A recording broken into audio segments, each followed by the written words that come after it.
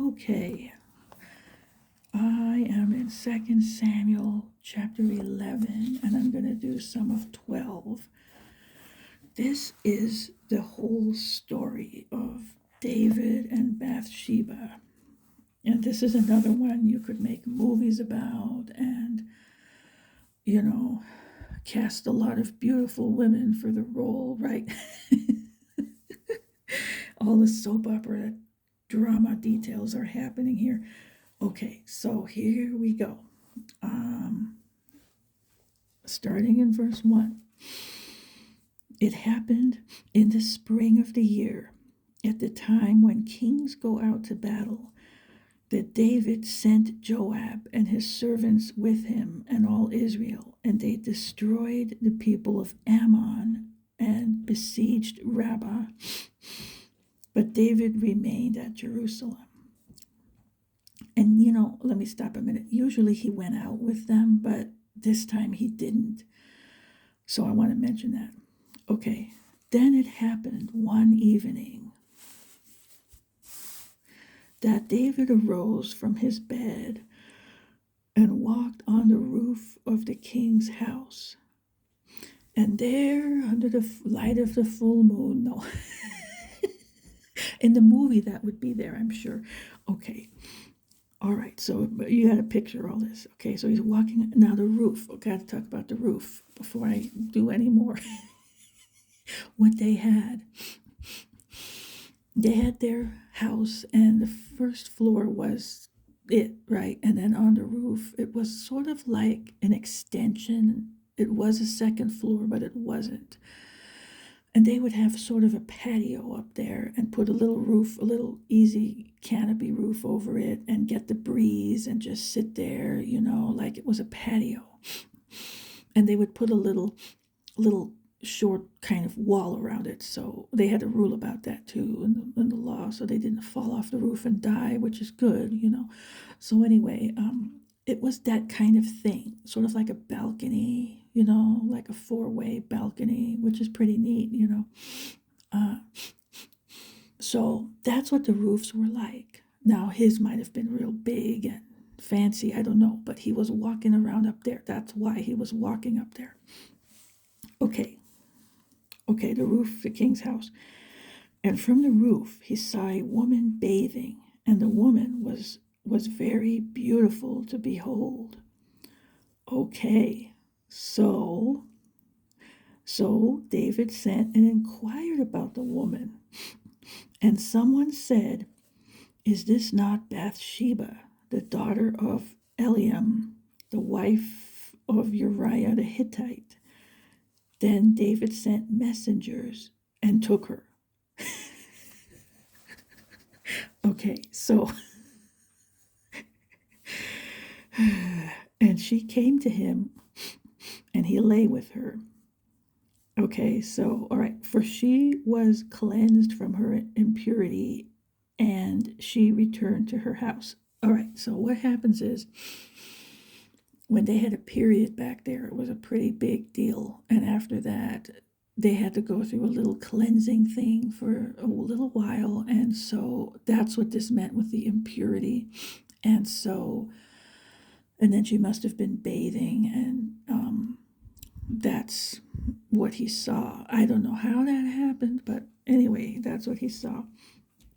So he sees her, and once he laid eyes on her, that was it. Okay, so he calls for her. They don't ask any day, isn't this that Bathsheba? She's married. Okay, but anyway, he sent messengers and took her, and she came to him, and he lay with her. So there's the movie, right? Okay, now, for she was cleansed from her impurity, and she returned to her house. So this was just, one of those things. And then she went back to her house. So I don't know the details beyond this. Okay. And the woman conceived. Of course, wouldn't you know it? That's when, she conceived.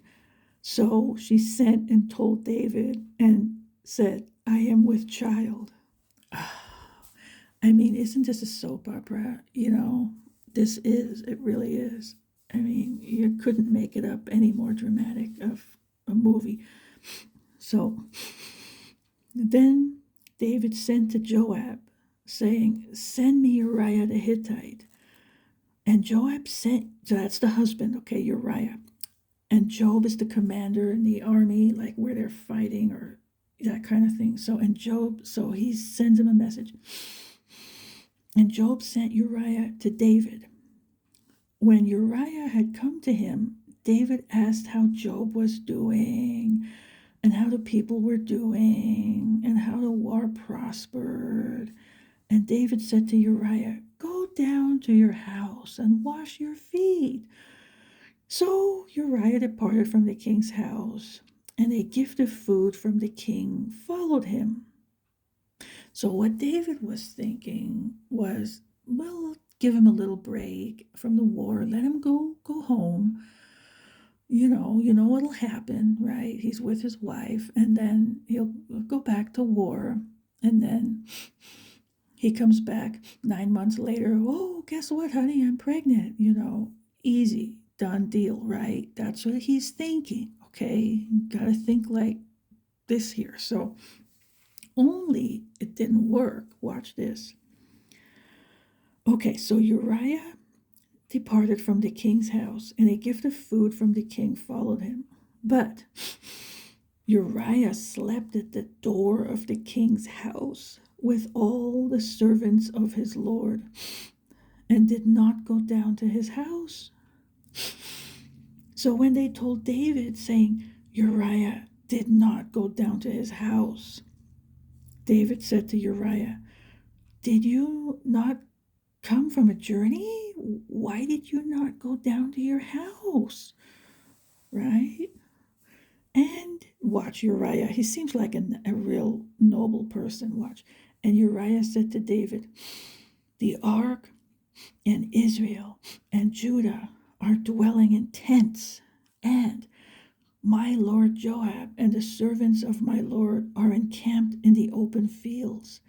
Like they're all at war, right? "Shall I then go to my house to eat and drink and to lie with my wife? As you live, and as your soul lives, I will not do this thing." Oh, can you imagine David? Probably want to slap his forehead. No, just go. Then David said to Uriah, "Wait here today also, and tomorrow I will let you depart."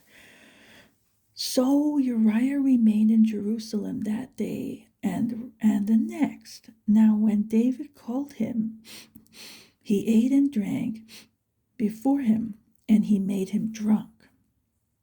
So he's hoping this time it'll work, okay? All right. And at evening he went out to lie on his bed with the servants of his Lord. But he did not go down to his house. So same result, okay? All right. In the morning, it happened that David wrote a letter to Joab and sent it by the hand of Uriah. And he wrote in the letter saying, "Here we go. Set Uriah in the forefront of the hottest battle and retreat from him, that he may be struck down and die." So that's what happened. So it was, while Joab besieged the city, that he assigned Uriah to a place where he knew there were valiant men. Then the men of the city came out and fought with Joab. And some of the people of the servants of David fell, and Uriah the Hittite died also. Oh, then Joab sent and told David all the things concerning the war, and charged a messenger, saying, "When you have finished telling the matters of the war to the king, if it happens that the king's wrath rises, and he says to you, 'Why did you approach so near to the city when you fought? Did you not know that they would shoot from the wall? Who struck Abimelech the son of Jerubesheth? Was it not a woman who cast a piece of a millstone on him from the wall so that he died in Thebez? Why did you go near the wall? Then you shall say, your servant Uriah the Hittite is dead also. So they had a little plan about how the message would be conveyed.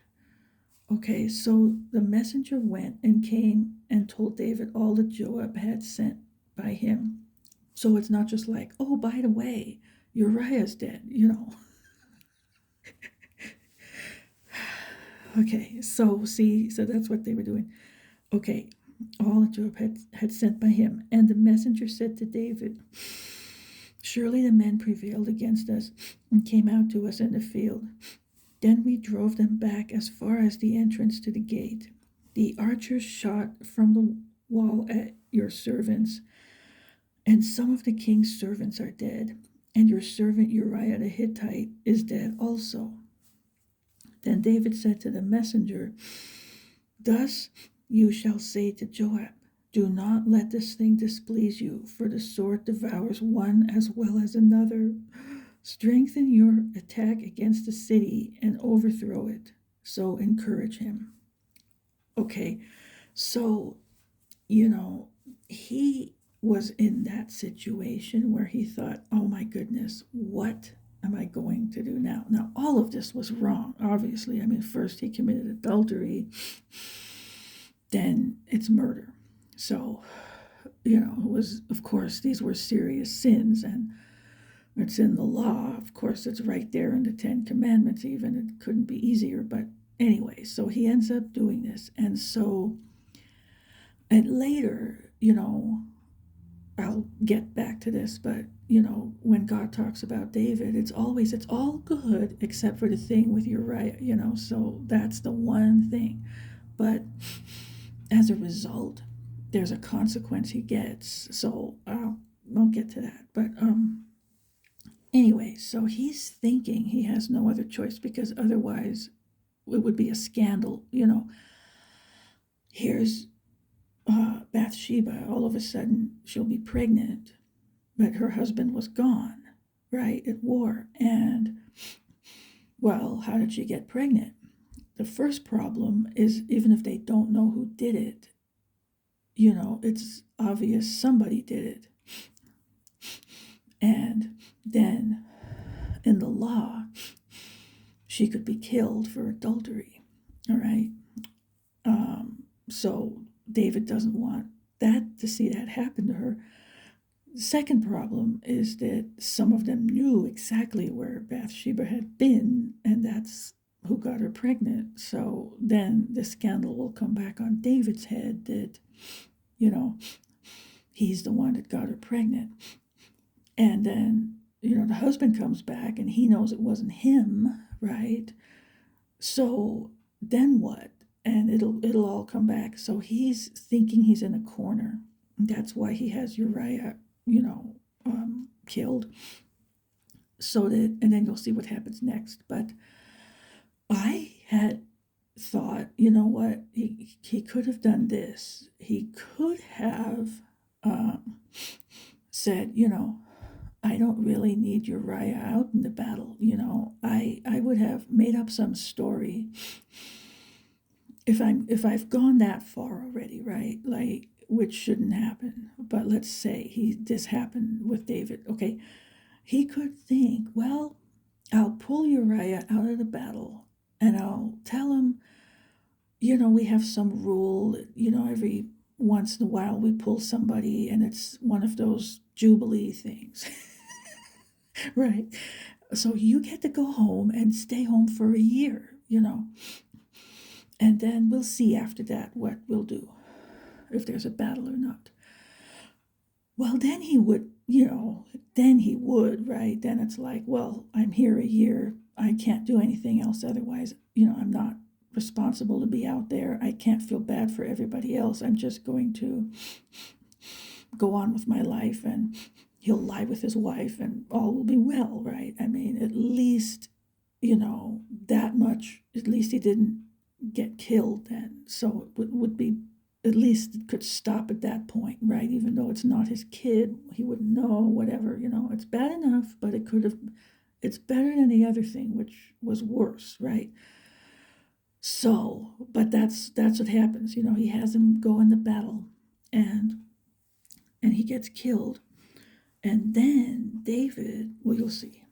Okay, when the wife of Uriah heard that Uriah, her husband, was dead, she mourned for her husband. And when her mourning was over, David sent and brought her. The suspense. No.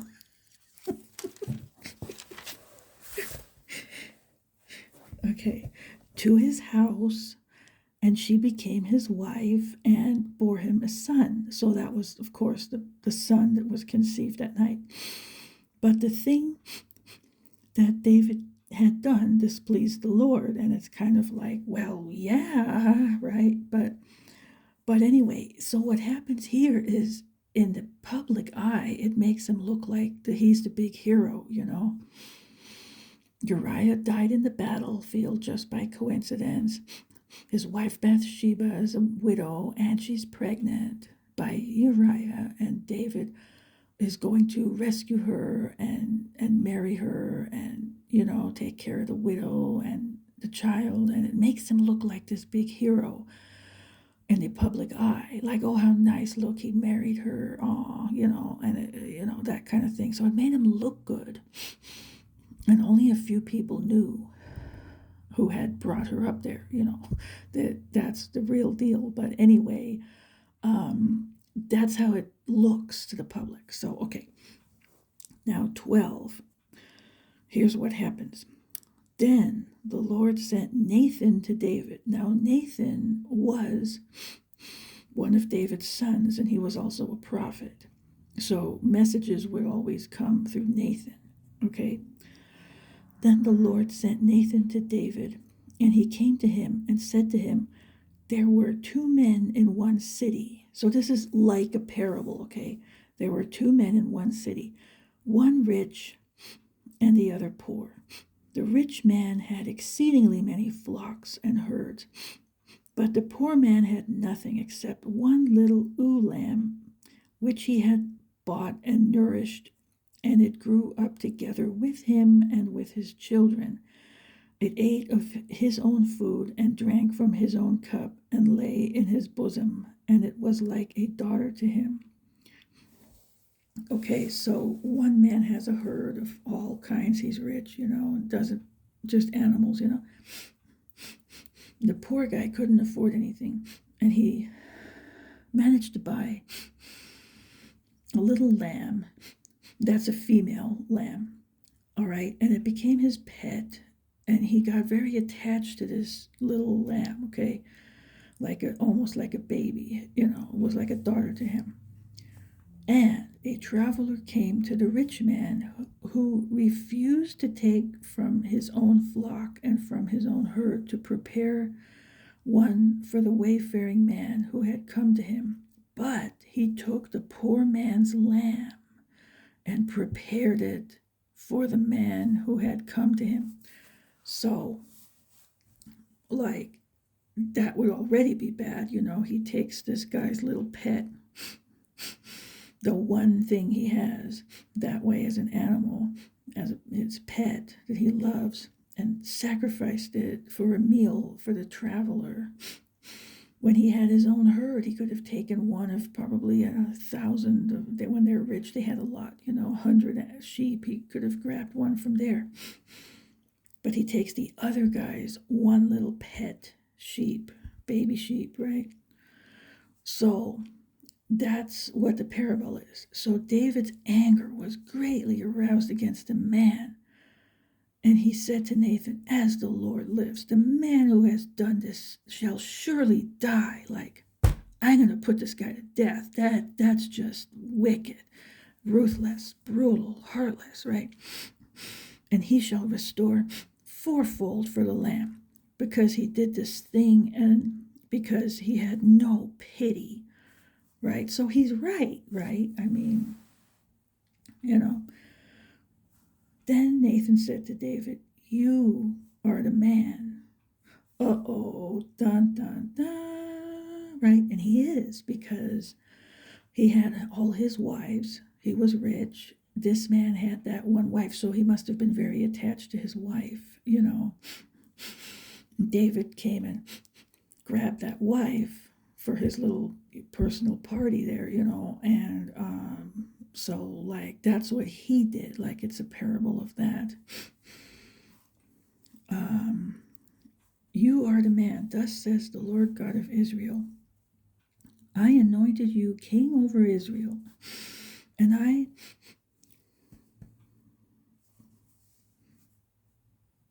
okay, I don't want to, I felt like some air was going to come up here. And I delivered you from the hand of Saul. And he did many times, from the hand of Saul. I gave you your master's house and your master's wives into your keeping, and gave you the house of Israel and Judah, meaning the kingdom. And if that had been too little, I also would have given you much more. Why have you despised the commandment of the Lord to do evil in his sight? You have killed Uriah the Hittite with the sword. You have taken his wife to be your wife, and have killed him with the sword of the people of Ammon. Now, therefore, so here's the consequence. Therefore, the sword shall never depart from your house, because you have despised me, and have taken the wife of Uriah the Hittite to be your wife. Thus says the Lord, behold, I will raise up adversity against you from your own house, and I will take your wives before your eyes, and give them to your neighbor, and he shall lie with your wives in the sight of the sun. For you did it secretly, but I will do this thing before all Israel, before the sun. So what happens here is, like, the sword never departs from his house. There is strife to the left and to the right and back and forth, and he has sons that get killed. He has this kind of thing, battles with other nations. All this intrigue is going on all the time, like. And then with Solomon, there's something that happens too, but it's just, it's true. I mean, he gets that consequence. And at one point, somebody comes in. Oh, it was one of his sons comes in, and he has concubines, right? So they're all up on a roof, like I explained, that roof. So they're up on the roof. I don't know, maybe like 10 of them. It's in one of these stories, and the sun lies with them all. And it is technically under the sun, okay? Maybe the canopy was rolled back, I don't know, and people saw this, and it was like, talk about a scandal. And he finds out about it, so it's like, that came true, all these things happened, but wow.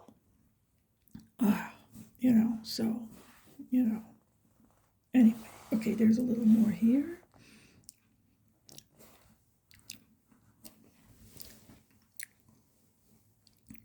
So David said to Nathan, I have sinned against the Lord. And Nathan said to David, the Lord also has put away your sin. You shall not die. However, because by this deed you have given great occasion to the enemies of the Lord to blaspheme, the child also who is born to you shall surely die. Then Nathan departed to his house. So here, like, he ends up, but he goes through something. I mean, in the Psalms, there's something about him, and I think this is what it is. Like, I think he gets sick physically as a result, and he goes through kind of an ordeal with that, and they all thought he was going to die from the illness, but he didn't. So he really gets a lot of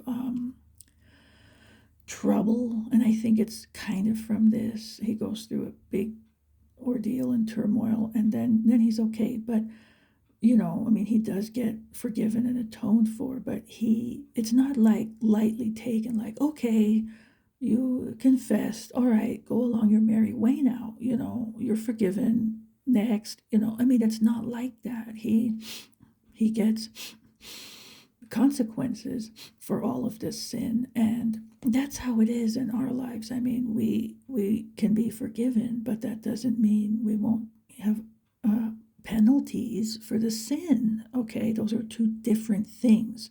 Now there's a penalty that's, after you die. Of course, you're delivered from hell, but I mean, in this life, you'll have penalties like, if you're running around having sex and you're not married and you're a woman, you can get pregnant, or a man, you can get a disease, or, you never know. I mean, there are still going to be consequences, even though the next day, you can repent and you can get saved and you're forgiven and atoned and the whole thing, but you'll still have consequences. Okay, so those are two different things. It doesn't mean that now you have a brand new life and you never have to suffer for anything you did earlier in your life before you got saved. Okay, so those are two different things, and there are a lot of details about that stuff.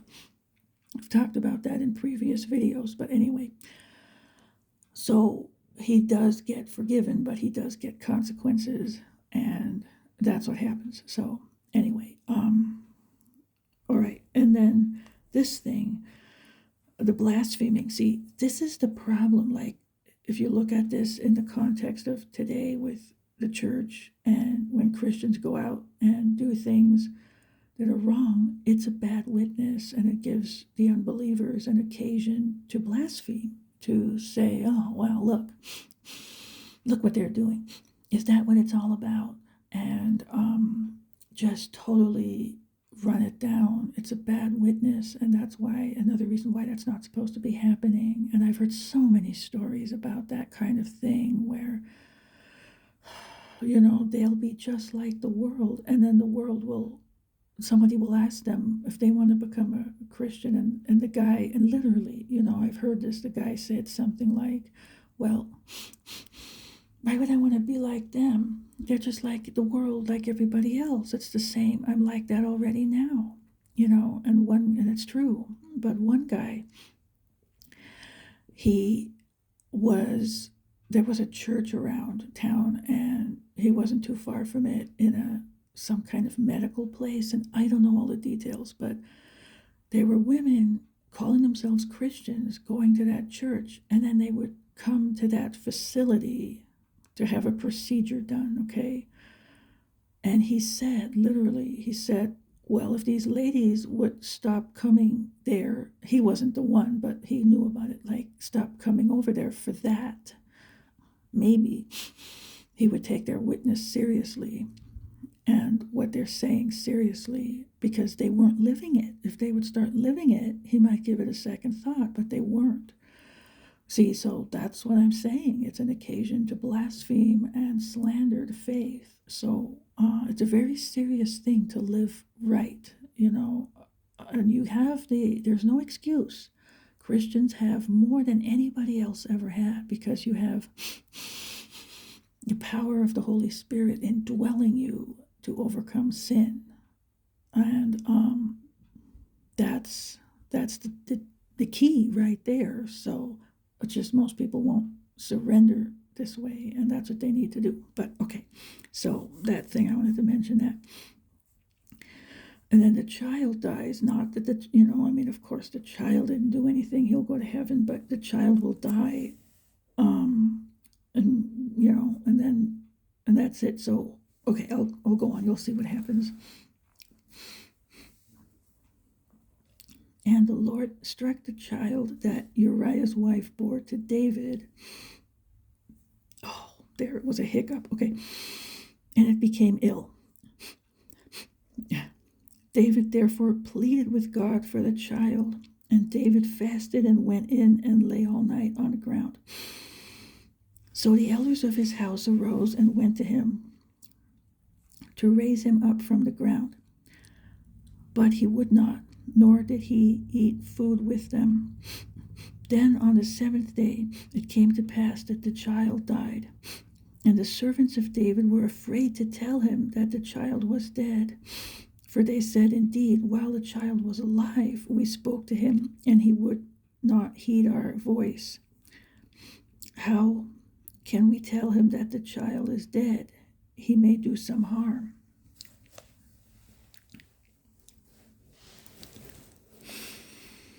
When David saw that his servants were whispering, David perceived that the child was dead. Therefore David said to his servants, is the child dead? And they said, he is dead. So David arose from the ground, washed and anointed himself, and changed his clothes. And he went into the house of the Lord and worshipped. Then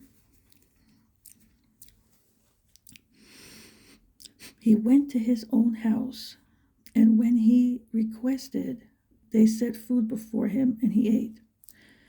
Then his servant said to him, what is this that you have done? You fasted and wept for the child while he was alive, but when the child died, you arose and ate food. And he said, while the child was alive, I fasted and wept, for I said, who can tell whether the Lord will be gracious to me that the child may live? But now he is dead. Why should I fast? Can I bring him back again? I shall go to him, but he shall not return to me. So, he did all he could, and now what else can he do? That was that, and, he can't change it now. And he did a lot of mourning already, so he just was like, well, what would the purpose be to do more and more?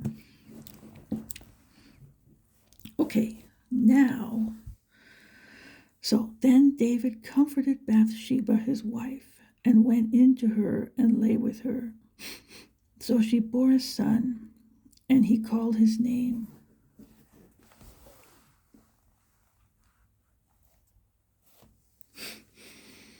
Solomon. Now the Lord loved him, and he sent word by the hand of Nathan the prophet, so he called his name Jedidah, because of the Lord. And let's see, that means beloved of the Lord. So, okay. Now, so what, that was it. Like, it's over, it's done. Now we're just going to move on. So they're married. She mourned for the child who died. I'm assuming they both mourned for the sin and all that, but all right, now they move on, and he comforts her, and he lays with her, and she conceives, and now she has another baby, and it turns out that's Solomon, and Solomon is the one who turns out to be the next king. So it's kind of funny how these things work, Okay. And this is different. This is about another place that's captured. So that's where that part is over about Bathsheba. But it's just so funny how these things go, Okay, now I talked about this. So that's the end of that story. Now there are a few more things about David I'll go over real quick. So David ends up on his deathbed. In 1 Kings chapter 2, verses 10 to 12. But there's an interesting thing that happens with Solomon, and I'll do that, and then that's when I'll discuss that. But there's one more item I want to go over here, and that is in chapter... Okay, that's Chronicles, so let me jump over there real quick. So, we know the obvious lessons from the story. Don't do likewise, right? Okay, so, one thing, one sin led to another, and then the consequences, and, and it's a avalanche. So just avoid it to begin with, and all will be much better. Okay, in 1 Chronicles 21, see, and I'm doing it this way because that's the chronological order. Like, this isn't mentioned over there, but it's mentioned over here. And of course, it happens before he dies. So I'm going back and forth because of that. And I'm just doing the highlights, like I said, not all the battles. And so this is First Chronicles 21. Now, what happens is, here, I'll read some of it. Okay, now, Satan stood up against Israel and moved David to number Israel. Keep that verse 1 in mind, okay? So David said to Joab and to the leaders of the people, go number Israel from Beersheba to Dan, and bring the number of them to me, that I may know it. And Joab answered, may the Lord make his people 100 times more than they are. But, my lord the king, are they not all my Lord's servants? Why then does my Lord require this thing? Why should he be a cause of guilt in Israel? I'll get back to that. Okay, so then here, nevertheless, David got his way and they start numbering the people. And then what happens is there's a consequence for this. So I have to backtrack here. There were times back when they were going through the wilderness a lot that God had to initiate it, and he would tell Moses to do a census of the people, and they would count all the males of age 20 and up for a reason. It was, what kind of army size do we have here, as they were going through the land, And they didn't count the Levites because they were not going to go to war, so it was only those people they would number. And so they knew what their size was for battles. God instructed Moses to do that at specific times, only for that reason. But otherwise, it was actually considered a sin to take a census. Like, this was of his own initiative. God didn't tell him to do this. It was of his own accord that he wanted to do this. And usually the motive is pride.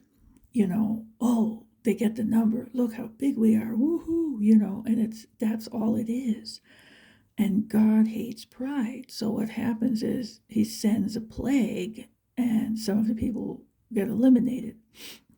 And it could have been the ones that were sinning a lot, but anyway, so it's like, well, okay, you wanted a big number, now the number went down. And then it stopped, the plague stopped, they did something and it stopped, and that was it. But the whole reason I'm going over this is because of that whole thing with the church growth movement. It's the same thing. They're doing a census. They only care about the numbers. They only want a head count so they can take pride in their size. Ooh, look how big we are.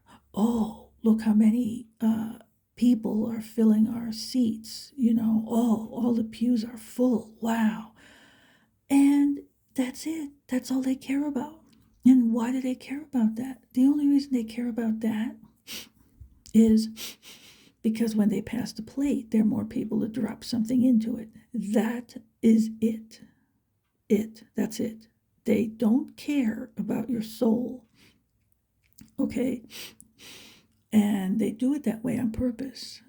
They make it a nice, easy, feel-good, positive, encouraging message so that more people will fill the pews and more things will get dropped in the plate. That's why they do it that way.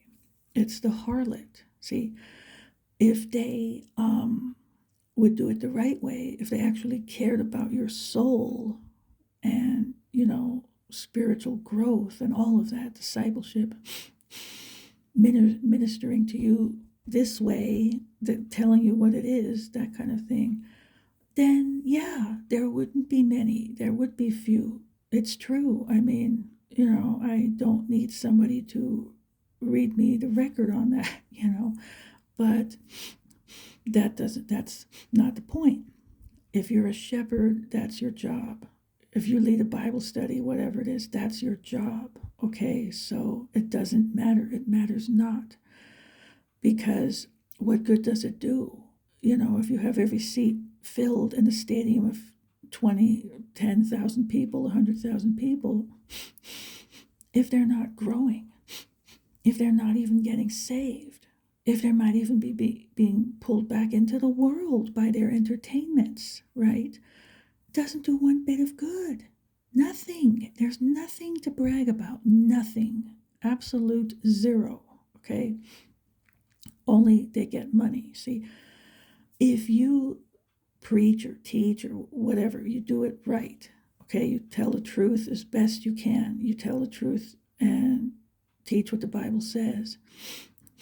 And let's say you have a building, let's just say, for make it easy, and you only have 25 people there or whatever number, and they're actually growing because of what you're doing. They're growing because you're teaching, you're discipling them. They're growing in that, in Christ. Their discipleship is growing, everything, and they're getting closer to God, all these things. That is the only measurement that will count to God. Okay, so that's why it's the only one that matters to me.